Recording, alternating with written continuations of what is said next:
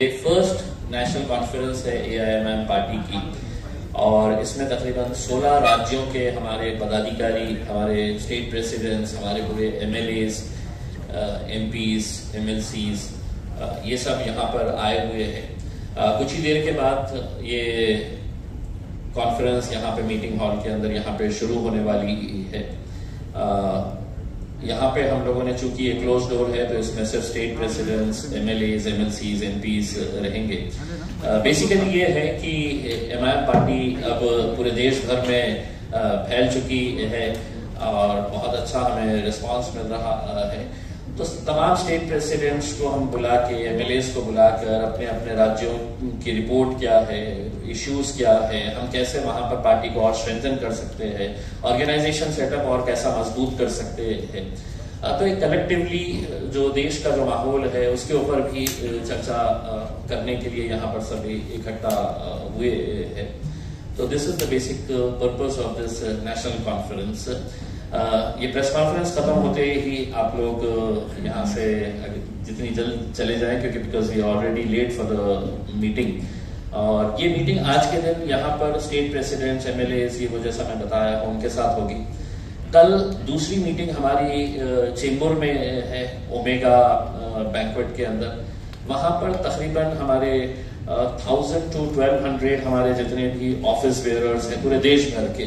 Office bearers मतलब district presidents है, city presidents है, यूथ विंग है, वुमेन्स विंग है, हमारे कॉर्पोरेटर्स है, जिला परिषद के सदस्य है, नगर पंचायत के सदस्य है, ये देश भर से आए हुए हैं। तो ये एंट्री भी बड़ी रिस्ट्रिक्टेड हमने किए है, because everybody wanted to come, सब जने आना चाहते थे उसमें, लेकिन हमने आई कार्ड दिया हुआ है। तो क्योंकि हम इसके ऊपर एक गंभीर चर्चा करना चाहते हैं। साइमल्टेनियसली हमारी सोशल मीडिया की टीम जो है, वो सोशल मीडिया की टीम का हमारे पास एक वर्कशॉप साइमल्टेनियसली चलेगा। इस मीटिंग के अंदर है तो हमारा ऑर्गेनाइजेशन सेटअप को कैसे मजबूत किया जा सकता है, इसके ऊपर एक वर्कशॉप रहेगा। So these are basically the issues जिसकी वजह से हम यहाँ पर इकट्ठा हुए हैं। तो थैंक यू वेरी मच। अब आप लोगों के जो भी दूसरा मुझसे ये है, और यकीनन आप लोग ये सवाल करेंगे और उसका जवाब मेरा देना जरूरी इस वजह से है कि मैं उस क्षेत्र से आता हूँ जहां पर सरकार ने कल एक नई छेड़ कर दी है कि हम औरंगाबाद शहर का नाम बदल दिए है करके। हमने हमेशा से ही इस तरह की जो सरकार की कोशिशें रह रही है कि किसी सड़क का नाम बदल दो, किसी बगीचे का नाम बदल दो, किसी रेलवे स्टेशन का, एयरपोर्ट का नाम बदल दो, शहरों के नाम बदल दो। तो ये मुद्दों का हमने पहले से ही विरोध किया है, और इसलिए किया है कि इतिहास अच्छा हो सकता है, इतिहास बुरा हो सकता है। आप इतिहास के पन्नों को किताबों से फाड़ सकते हैं, आप अपने बोर्ड को वहां से हटाकर अपना बोर्ड लगा सकते हैं, लेकिन इतिहास इतिहास है। औरंगाबाद शहर एक तारीखी शहर है, एक हिस्टोरिकल वर्ल्ड ओवर एक इम्पॉर्टेंट शहर है पूरी दुनिया के अंदर। पूरे वर्ल्ड में अगर दो वर्ल्ड हेरिटेज मॉन्यूमेंट्स कहीं पर है तो वो हमारे औरंगाबाद के अंदर है। आप कितना कन्वीनियंटली है तो शहर का नाम बदल देते हैं, उसका रिपरकशंस, उसका इम्पैक्ट क्या होने वाला है, फाइनेंशियल इम्प्लीकेशन कितना होने वाला है। जो हमारे स्टूडेंट्स हजारों की संख्या के अंदर बाहर पढ़ने के लिए गए हैं, उनको अब कितनी दिक्कतों का सामना करना पड़ेगा, सारे डॉक्यूमेंट चेंज करने पड़ते हैं। तो ये सब चीजों को देखते हुए हम इसका विरोध पहले से भी करते आए हैं। हमने तो औरंगाबाद के अंदर एक भव्य मोर्चा भी निकाला था, and people from all cast, religion, सभी लोग उस मोर्चे के अंदर शामिल हुए थे, जिन्होंने ये कहा था कि नहीं, हमको औरंगाबाद शहर का नाम ही रखना है करके। आज सरकार के पास आंकड़े हैं, आज सरकार के पास नंबर्स है, हुकूमत है, तो एक तरीके से डिक्टेटरशिप हो गई है कि लोगों को कॉन्फिडेंस में लिए बिना, भाई मेरे शहर का फैसला मेरे शहर की जनता तय करेगी, ना कि मुंबई में बैठे हुए उद्धव ठाकरे साहब करेंगे, ना एकनाथ शिंदे साहब करेंगे, ना देवेंद्र फडणवीस साहब करेंगे। इसमें आप कम से कम आके हैं तो हमारी जनता से, औरंगाबाद में रहने वाले लोगों से, उनसे ये पूछिएगा। उसमें अब चूंकि नाम बदल चुके हैं आपने, तो मैं आपसे ये सवाल करना चाहूंगा कि आपने इस शहर के लिए, अब चूंकि इतनी महान शख्सियत के नाम के ऊपर आपने ये किए हैं, तो कितने हजार करोड़ रुपए का पैकेज दे रहे हैं ताकि इस शहर को हम अंतर्राष्ट्रीय दर्जे का सबसे बेहतरीन शहर बना सके। मेरा ये सवाल सरकार से ये है कि अब चूंकि नाम बदलने का आपने फैसला ले ही लिया है, तो क्या जिस शहर के अंदर 8-8 दिन के बाद आज भी पानी मिलता है, वहां पर कल से हर रोज पानी मिलने वाला है? इसका जवाब दे दे देवेंद्र फडणवीस साहब। क्या जो मेरे जिले के अंदर शेतकरी आत्महत्या कर रहे हैं, अब आत्महत्या नहीं करेंगे क्योंकि शहर का नाम बदल गया है? क्या मेरे शहर के जो बेरोजगार है, जो नौकरियों की तलाश के अंदर है, क्या उन्हें अब नौकरियां मिलने वाली है? इसका जवाब एकनाथ शिंदे साहब, उद्धव साहब दे दे करके उसको। जब आपके पास दिखाने के लिए कुछ नहीं रहता है तो इन्हीं मुद्दों को आप इमोशनल इश्यू बनाकर किस तरह से लोगों का मन डाइवर्ट करना है, ये सब साजिशें रची जाती है। हमने पहले भी इसका विरोध किया था, आगे भी जो लीगल तरीके से है वो लीगल तरीके से हमारा विरोध जारी रहेगा। ऑलरेडी ये मैटर हाईकोर्ट के अंदर है। आज सरकार जो एक मैटर सब जुडिस है उसके ऊपर फैसला ले लेती है, तो इसके जरिए सरकार ने एक मैसेज भी देने का काम किया है कि अब हम अदालतों को भी नहीं मानेंगे, हम अदालतों का भी नहीं सुनेंगे, हम फैसला करने वाले हैं करके। वरना ये मैटर जब तक अदालत इसके ऊपर फैसला नहीं सुनाती तो सरकार को कोई ऐसी जल्दबाजी नहीं थी ये करने के लिए। लेकिन इसके जरिए सरकार ने एक मैसेज भी देने का काम किया है कि हम सुप्रीम है, हम फैसला करेंगे, हम अदालतों को भी नहीं गिनने वाले हैं करके। So this is very unfortunate, we condemn this. Basically देखिए ये जो मुद्दा है इसके अंदर आपसी जो लड़ाई है, पहले है तो उद्धव साहब की जब सरकार थी कांग्रेस और एनसीपी के साथ में, तब उन्होंने है तो कैबिनेट के अंदर डिसीजन ले लिया बाहर निकल कर आके, और उस कैबिनेट के अंदर जब डिसीजन लिया गया है तो इक्वली गुनहगार जो थे वो सो कॉल्ड सेक्युलर पार्टीज अपने को कहने वाले कांग्रेस और एनसीपी भी उसके अंदर शामिल थी कैबिनेट के अंदर जब ये फैसला लिया गया था। उसके बाद जब उन्होंने फैसला ले लिया कि संभाजी नगर नाम रखने का है करके, तो एकनाथ शिंदे साहब और देवेंद्र फडणवीस साहब को लगा कि साहब ये इन्होंने नाम दिए हुए हैं, मुझे इसके अंदर कुछ ना कुछ तो बदलाव करना पड़ेगा, नहीं तो है तो ये क्रेडिट लेके चले जाएंगे। तो उन्होंने उसके आगे छत्रपति लगा दिया कि अब शहर का नाम ये रहेगा करके। उसमें मेरा ये कहना है कि जितने गुनहगार शिवसेना और भारतीय जनता पार्टी है, कांग्रेस और एनसीपी के मंत्रियों ने साफ तरीके से कहा है। मैं आपको एनसीपी की शरद पवार साहब की जो मोहतरमा बेटी है, उन्होंने कुछ दिन पहले फ्लाइट में जा रहे थे तो उन्होंने है तो ट्विटर के ऊपर ये डाला था कि मैं संभाजी नगर से उड़ रही हूं करके। उसमें तो यानी कि आपका ये है कि कम से कम लोगों की भावना को आप समझते कि लोग क्या चाहते हैं करके। लेकिन आपकी राजनीति की वजह से आप ये जो फैसले कर रही है, मैं कड़ी निंदा करता हूं ये तमाम राजनीतिक पार्टियों की, कांग्रेस की, एनसीपी की, और मैं चाहूंगा कि उनके लीडर्स, जितने भी बड़े बड़े लीडर्स हैं, उन्होंने साफ शब्दों के अंदर ये कहना चाहिए, चाहे वो शरद पवार साहब हो, सुप्रिया सुले मैडम हो, अजित पवार दादा हो, कि अब ये फैसला लिया गया है, तुम इसका स्वागत करते हैं या इसका विरोध करते हैं। कांग्रेस के बड़े नेताओं ने है तो खुलकर कहना चाहिए ताकि हमको भी समझ में आ जाए कि आप लोग जब सत्ता में रहते हैं तो आप क्या करते हैं और सत्ता के बाहर चले जाते हैं तो आप क्या करते हैं करके। We have always condemned that and we will continue to raise a voice and protest against this. Thank you. Sir एक प्रश्न होतो तुम्हाला, जेव्हा एकनाथ शिंदे बाहेर पडले होते तेव्हा उद्धव ठाकरे यांनी देवेंद्र फडणवीसांना फोन केला होता की तुम्ही आता मुख्यमंत्री बना, पण फडणवीसांनी सांगितले की आता ती वेळ निघून गेलेली आहे। त्यांचं जे भांडण आहे त्यांच्या भांडणामध्ये मी कशाला उडी मारू, माझ्यासाठी तर चांगलं आहे। माझी तर प्रार्थना असणार आहे की हे तर जो 2 गट झालेले आहे शिवसेनेचे, त्या 2 गटाच्या ऐवजी 3 गट होऊ द्या, 4 गट होऊ द्या, तुम्ही भांडत राहा, पण हे एक नक्की आपल्याला सांगतो की या भांडणामध्ये जे मराठी माणसाला मागे टाकण्याचा जे प्रयत्न भारतीय जनता पार्टीने केलेला आहे, एकनाथ शिंदे साहेबांना असं वाटत असेल मी मुख्यमंत्री आहे, नाही साहेब, तुमचा रिमोट कंट्रोल देवेंद्र फडणवीसांच्या हातात आहे, अमित शहाच्या हातात आहे। तुम्ही एक मेसेज दिलेला आहे की आम्हाला मराठी माणसाची काही देणं घेणं नाही आहे। उद्धव ठाकरे साहेब जेव्हा आले होते सत्तेमध्ये फक्त कुर्सीसाठी काँग्रेस आणि राष्ट्रवादी काँग्रेस सोबत तुमचा जन्मच झाला होता, तुमच्या पार्टीचा जन्मच या मुद्द्यावर झाला होता की आम्ही काँग्रेस आणि राष्ट्रवादीचा विरोध करणार आहे म्हणून आम्ही शिवसेना स्थापित केलेली आहे। फक्त कुर्सीसाठी तुम्ही केलं आणि आता एकनाथ शिंदे साहेब जे करत आहे ते मराठी माणसांच्या डोक्यावर गुजराती लोकांना कशा आणून तुम्ही बसवलेले आहे हे मराठी लोक कधी तुम्हाला माफ करणार नाही।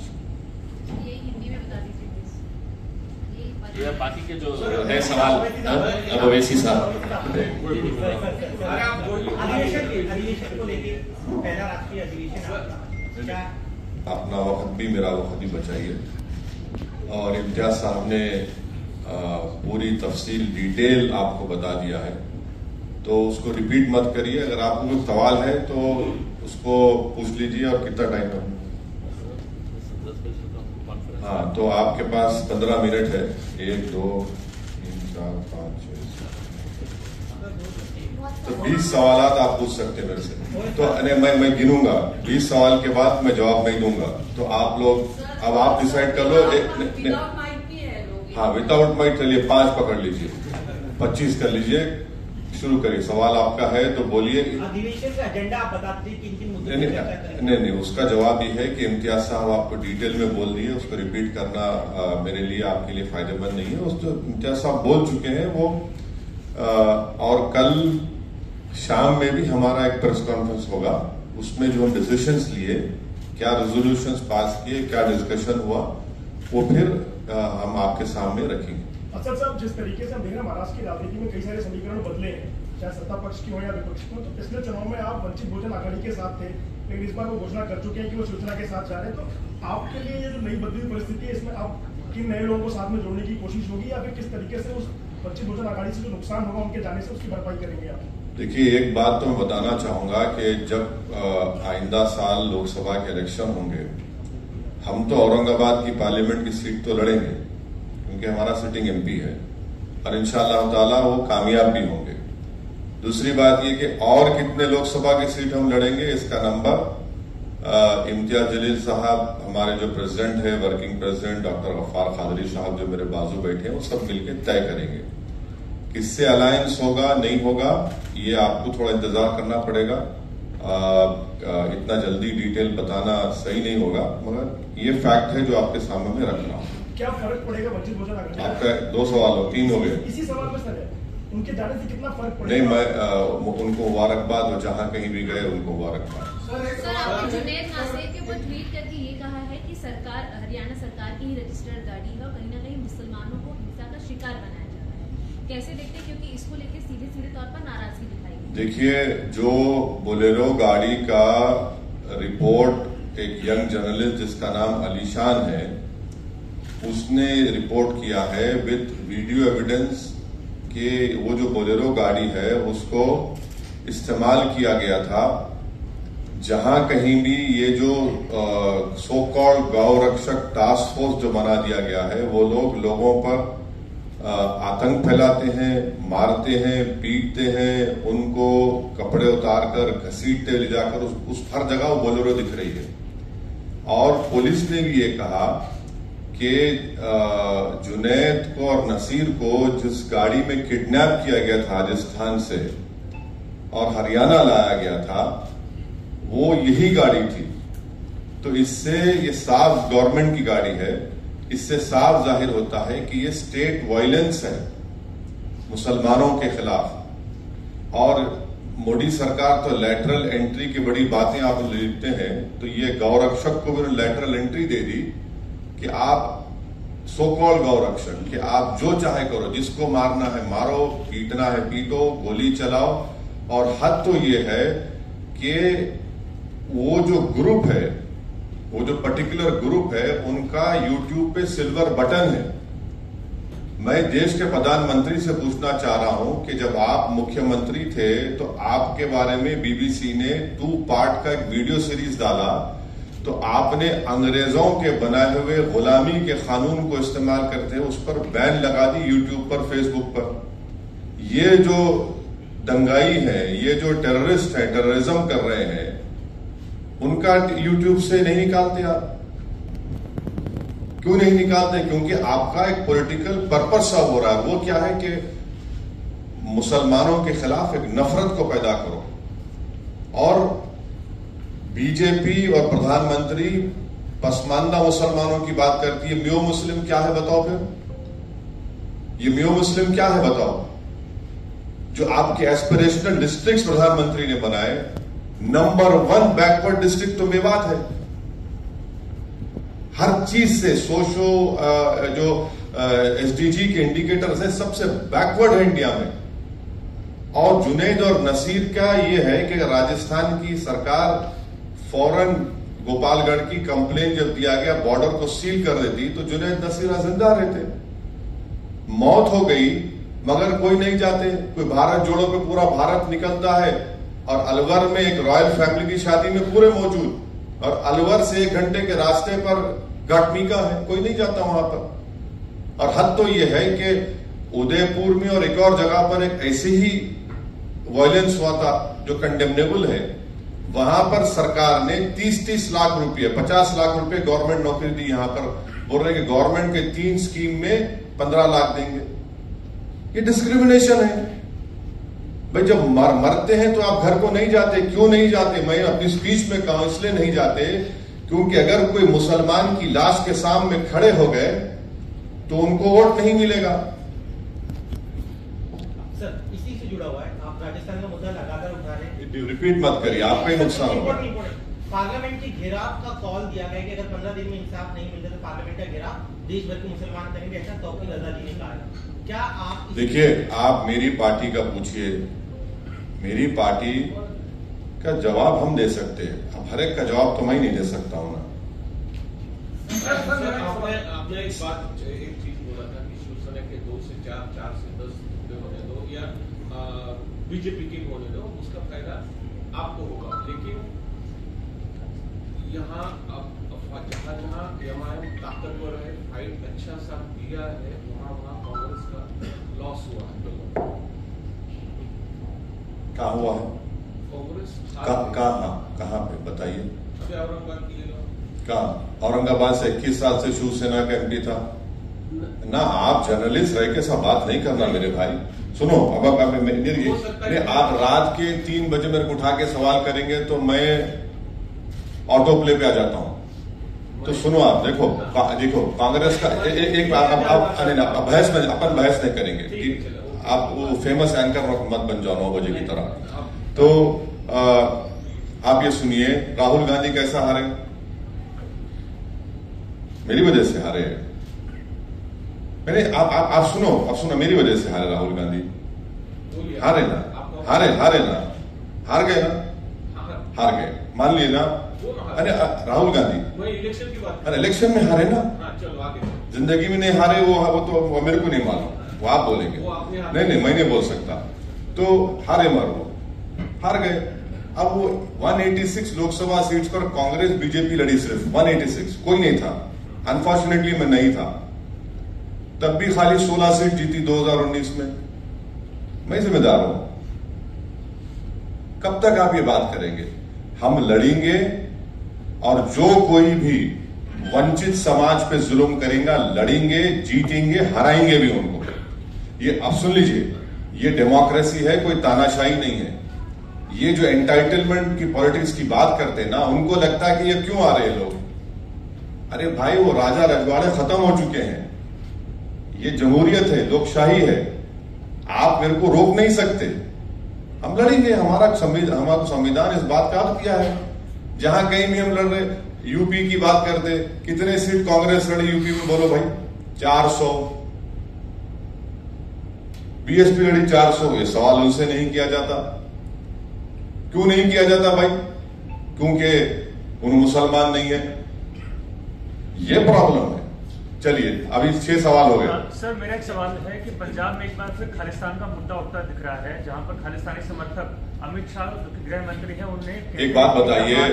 हाँ, मैं जानता हूं। एक बात बताइए, अगर वो भाषा, वो वर्ड्स अगर मजलिस का एक छोटा मेंबर दे देता तो आप लोग तो अब तक उसकी एक नहीं 25 शादी कर दी होते टीवी चैनल के ऊपर। नहीं करे आपने। और बीजेपी भी बड़ी उसको उर्दू में एक वर्ड है माने खैज, खामोशी। माने खैज खामोशी बीजेपी की है। ये समझ में नहीं आ रहा उनको क्या चल रहा है वहां पर। और तीसरा, कल आए थे ना छोटा रिचार्ज मुंबई में, उनसे पूछ लेते आप क्या हो रहा है। उनकी सरकार है, मेरी सरकार तो नहीं है ना। उनको भी पूछ लेते हैं। सर उनका तो ये कहना था, भगवत मान का ये कहना था कि पंजाब में लॉ एंड ऑर्डर मेंटेन है। हाँ बिल्कुल है, बिल्कुल है। क्या आप सरकार पे सवाल उठा रहे हैं? नहीं बिल्कुल है, मैं भी कह रहा हूँ बिल्कुल है, दिख रहा है ना हमारे को। थोड़ा बहुत हम उतने उनसे छोटा रिचार्ज की तरह उतना हमको दिमाग नहीं है, मगर थोड़ा तो दिख रहा है हमको क्या हो रहा है। इतना तो हम देखिए, MIM पार्टी तो इतना तो पॉलिटिकल सेंस है हमारे को, हम ये बोल सकते हैं कि बारिश कब होने वाली है। हम हवाओं में सूंघकर मिट्टी की खुशबू, मिट्टी आने के बाद हम नहीं बोलते कि बारिश होने वाली है, हम ये जरूर बोलेंगे बारिश होने वाली है। सर आगे क्या कार्रवाई की मांग करेंगे? हाँ completed, it is complete. Sir एक सवाल है, वैसे दो सवाल है, लेकिन पहला सवाल ये है कि जिस तरीके से आप लोग आपने जिक्र किया कि डेमोक्रेसी है, हाँ? जिस तरीके से आपने बोला कि यहाँ पर डेमोक्रेसी है, तानाशाही नहीं है, हाँ। तो इसी से जुड़ा सवाल ये है कि जिस तरीके से आपने देखा शिवसेना के बारे में जो हुआ, इलेक्शन कमीशन ने जो डिसीजन दिया, तोड़ मोड़ पर जो भाजपा ने सरकार बनाई शिंदे के साथ में, हाँ। लेकिन बाद में जो इलेक्शन कमीशन ने जो डिसीजन दिया, बिल्कुल, जो चुनाव चिन्ह था वो चला गया। हाँ। क्या इलेक्शन के कमीशन के निर्णय के ऊपर आप किस तरीके से देखते हैं? ये पहला सवाल। और दूसरा सवाल ये है, दूसरा सवाल ये है कि आपने देखा कि कल उद्धव ठाकरे से अरविंद केजरीवाल मिले, जैसे कि सब लोग अभी बोल रहे हैं कि छोटी छोटी रीजनल पार्टियां एक साथ आकर बीजेपी से लड़नी चाहिए, तो आपका एजेंडा क्या है? सबसे पहली बात तो ये बताइए, आपका सवाल ये भी होना चाहिए था, अगर आपका इख्तियार है, कि बिहार में मेरे 4 MLA को तोड़ दिए कांग्रेस राजद, वो अच्छा काम था क्या? बोलो, आपको पूछना चाहिए था। जब यहां गलत हुआ तो वहां सही हुआ क्या? क्योंकि ये सेकुलरिज्म के ठेकेदार हैं, ये चंगेज खान की तरह काम करेंगे तो नहीं, वो उनको चंगेज मत बोलो। यहां पर होगा महाराष्ट्र में तो चंगेज है जो भी कर रहे हैं। अरे भाई, चंगेज दोनों जगह पे होता है ना, एक जगह कहां होता है? दोनों जगह होता है। सर डॉक्टर उदित राज जी का कहना है कि अगर मोदी जी आपकी राजनीतिक कब्र न खुदी तो देश की खुद जाएगी। कौन बोले ये? डॉक्टर उदित राज है, INC से है, कांग्रेस पार्टी। क्या बोला उन्होंने कहा कि अगर मोदी जी आपकी राजनीतिक कब्र न खुदी तो देश की खुद जाएगी, दोनों में से कुछ एक जरूर होगा। नहीं, मैं तो इस पे नहीं बोल सकता मैडम, मैं खबर बनाने का एक्सपर्ट नहीं हूं, मैं जिंदा रखने वालों में का एक्सपर्ट हूं। अब जिसकी खबर बनेगी उन्हें फूल चढ़ाएंगे, मैं नहीं बोल सकता इस बारे में। बात हो रही है, नहीं, दोनों दिया मैं। आप एक सवाल का जवाब इलेक्शन कमीशन के डिसीजन के ऊपर मैं दोनों दिया हूं ना, मैं दोनों दिया हूं, मैं दोनों दिया हूं। आपको पसंद नहीं आया तो कबूल कर लो आप, मैं आपकी जरूरी नहीं है कि आपको मुतमईन करके जाओ। हाँ ठीक है, जब चुना, हम पहले ही इंट्रोडक्शन में आपने सवाल किया था, उसका जवाब दिया हूं, आप अटेंशन नहीं है। बोलिए। मेरा सवाल ये है कि लास्ट महीने भी और इस महीने भी वाशी में, जहां नवी मुंबई में सकल हिंदू समाज की एक मोर्चा होने वाली, लव जिहाद और क्रॉस लॉटर कर लेंगे, सर इसके बारे में आपका क्या बोलना? उनको चाहते हैं महाराष्ट्र में जिले में ऐसा? हाँ नहीं, ये तो है ना। इम्तियाज साहब ने बोला कि शेतकारी संगठन के लोग वो जो किसान खुदकुशी कर रहे, उस पर कोई धरना प्रदर्शन नहीं होगा। नौजवानों का बेरोजगारी उनका मुकद्दर बन चुका, उस पर कोई बात नहीं करेंगे, पर किस पे बात करेंगे? इन मुद्दों पर, ताकि पूरे माहौल को गर्मा के रखे, एक पोलराइजेशन होता रहे, गंदगी फैलती रहे, और पूरा बीजेपी और RSS यहाँ की सरकार उसके पीछे है। इसीलिए उसमें इस तरह के स्पीचेस किए जाते हैं, और सुप्रीम कोर्ट ने भी उसका नोटिस लिया है। सुप्रीम कोर्ट ने कह दिया कि 100 मोटो एक्शन, लोग देखते हैं 100 मोटो एक्शन लेंगे नहीं लेंगे। तो बिल्कुल इनका एजेंडा है, यही तो एजेंडा है उनका। सर मेरी तरफ से एक आखिरी सवाल, मध्य प्रदेश में ये कहा जा रहा है कि मदरसों के अंदर योग होना चाहिए, जैसे किसी भी शैक्षणिक संस्था के अंदर योग होता है, वैसे मदरसों के अंदर भी होना चाहिए, जबकि मध्य प्रदेश के कई मदरसों के बच्चों ने इसको अपोज किया है कि हमारे इस्लाम में योग की कोई प्रथा नहीं है, और न कि ये किसी शैक्षणिक संस्था के अंदर कंपल्शन होना चाहिए। देखिए, जो मदरसा खोलते हैं ना, वो आर्टिकल 30 के तहत, फंडामेंटल राइट के तहत खोला जाता है। अब उसमें आप मेरा फंडामेंटल राइट मुझसे नहीं छीन सकते आप, वो मेरा फंडामेंटल राइट है, वो सरकार को समझने की जरूरत है। जब मैं इसको आर्टिकल 30 के तहत खोलता हूं तो आप कैसा किसी को फोर्स करेंगे? सर मेरा एक सवाल है कि मुंब्रा में जो है, आपने कहा कि हर जगह हम लोग ताकत से लड़ने की कोशिश करते हैं, हम लोग वहां पर लड़वा दें। आपके 2 बार MLA वहां पर लड़ने की कोशिश किया है, एक MLA तो जो है वो छोड़कर पार्टी चला गया। तो आगे जैसे आपने 2 बार देखा कि ऐसा हुआ है, तो थर्ड टाइम आप कैंडिडेट चुनेंगे, तो आपने क्या उसके लिए एजेंडा तैयार किया गया है? तो वो जो कहावत है ना, दूध के जले छाछ को भी फूंक फूंक कर पीते हैं, तो हम दूध के जले हुए हैं। इंशाल्लाह पूरी कोशिश करेंगे कि जमीर फरोश, कफन चोर, बेईमानों को टिकट नहीं देंगे। सर एक सवाल और है कि 2014 में जो है पुलिस कभी भी आपको कहीं भी परमिशन देना नहीं चाहती, हमेशा रोका जाता है। पर 2014 में आपको जिस तरह आप हैदराबाद में घर घर जाकर जैसा आप ट्रेन चलते हैं, उसी तरह आपने मुंब्रा में भी कोशिश की थी। नहीं, मुंब्रा में नहीं हुआ। सर आपको परमिशन भी मिली थी 2014 में, मगर आप होटल में रुके रहे, मगर आपने नहीं, गलत बात क्या है। वजह? नहीं, गलत बात है। 2014 मुंब्रा में मेरे को परमिशन नहीं मिली। अगर मिलती तो मैं बराबर आता। मैं तो कहता हूं कि अल्लाह ने मुझे पैरों में मेरे पहिए भी पैदा किए हैं, तो चलने का मेरे को बहुत शौक है, मगर परमिशन नहीं मिली। और जब मिलेंगी इंशाल्लाह मिलेंगी, मैं जाऊंगा ना। अभी तो हम इसीलिए मुंब्रा में ही कर रहे हैं सब चीजें, क्योंकि एक महाशय हैं, उनको बहुत आसमान पे उड़ते रहते हैं, वो समझते हैं कि कुछ भी कर लेंगे, भी हम करेंगे। सर जी, संयुक्त विपक्ष की बात होगी, जो नहीं की बात पे क्या कहना आपको? संबोधन किया है हिंदू परिषद और बजरंग दल बैन होना चाहिए। कौन? आईएमसी। हाँ, आईएमसी क्या? आईएमसी क्या है? आईएमसी क्या है? इतिहाद मिल्लत कौंसिल। मैं नहीं जानता कौन सा ऑर्गेनाइजेशन। अरे उनसे पूछ लो भाई, मेरे को क्यों पूछते? मेरा असल 2024 के संयुक्त विपक्ष की जो बातचीत हो रही है, उसमें आप कितनी संभावना देखते हैं, या फिर आप किस तरफ खड़े? अच्छा, आप उनसे बात करा दीजिए ना हमारी। आप हम चलो, मैं आपको इख्तियार दे रहा हूँ, चलो बात करो। आपको देता हूँ मैं, आपको संभावना नहीं, आपको देता हूँ जिम्मेदारी। चलिए बात कराइए, हम तो बहुत बात करा दीजिए। अब मैं तो बोलो बात करा दीजिए। अब वो बात नहीं करके आप लोग चलाते वो टीम, फुला टीम, ऐसा टीम। अरे वो बात करा दो ना सर। ठीक है सर, लेकिन एक सवाल उससे जुड़ा हुआ एक सवाल है, आप उसका जवाब नहीं देना चाहते, लेकिन ये जवाब तो दे दीजिए कि अगर रीजनल पार्टियां एक साथ आती है तो क्या बीजेपी को टक्कर दे सकेगी? क्या अगले चुनाव में? एक बात सुनिए, आपका एक्सपीरियंस एक बात सुनिए। तेलंगाना में 2014, 2018 के असेंबली इलेक्शन में बीजेपी कैसा हार रही वहां पे? आपको सोचना पड़ेगा। 2014, 2018 में बीजेपी को हरा दिए, बीजेपी नहीं जीती वहां पर।